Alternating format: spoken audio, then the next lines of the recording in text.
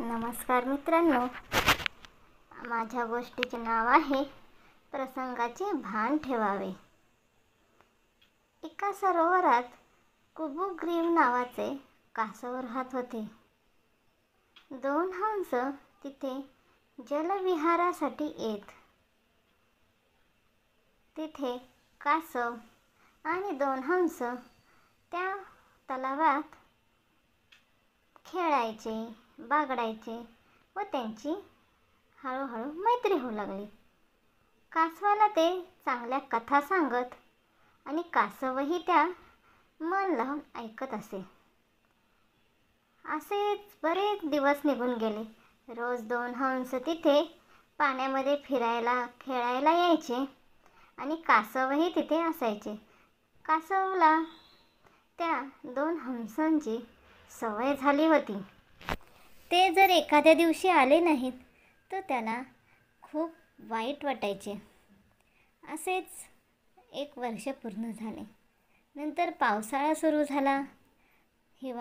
पावसाळा खूप आनंदाने त्याच्यामध्ये पोहायचे, उड्या मारायचे, एकमेकांच्या अंगावर पंखांनी पाणीसुद्धा उडवायचे. कासवाला खूप मजा वाटायची. कधी कधी कासव तळ्याच्या काठावर येऊन बसायचे आणि हंसही त्याच्याबरोबर असायचे. पाऊस कमी झाल्यामुळे ते तलाव आटले. तलावातले सर्व पाणी कमी होऊन कोरडा झाला तलाव.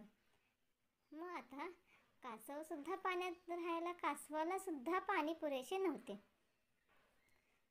तर राजहंस तिथे आले ते आणि कासवाला म्हणाले, लवकरच राहिलेला चिखलसुद्धा आठेल, मग तुझं कसं होईल? कासव म्हणाले, काय करायचे आता बाळा, काही समजत नाही. हंस म्हणाले, आम्ही उडत उडत दुसऱ्या गावातल्या तलावात जाऊ, पण तुझं कसं होईल? आम्ही कालच एक शेजारच्या गावी तलाव बघितला आहे, तर आम्ही तिथे जाण्याचा विचार करत आहोत. तू येशील का आमच्यासोबत?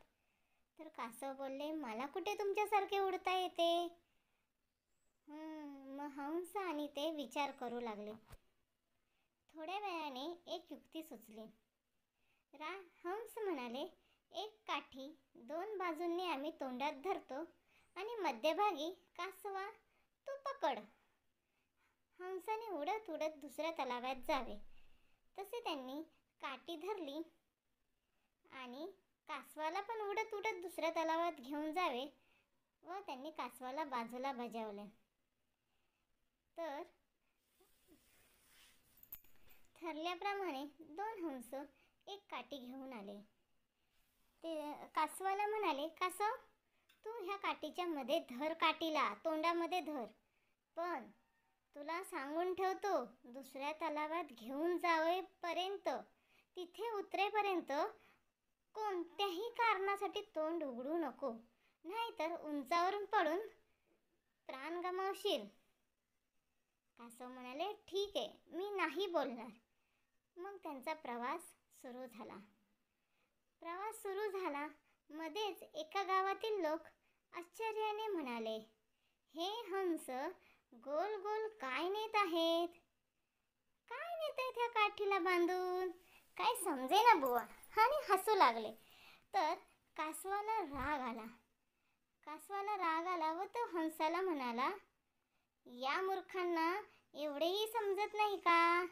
त्यासाठी त्याने तोंड उघडले आणि कासव उंचावरून जमिनीवर पडले आणि तेथेच त्याने प्राण गमावला. तात्पर्य काय?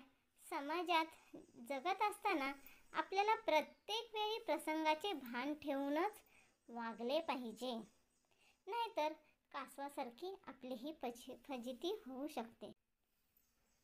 माझी गोष्ट आवडली तर लाईक करा, शेअर करा, सबस्क्राईब करा. धन्यवाद.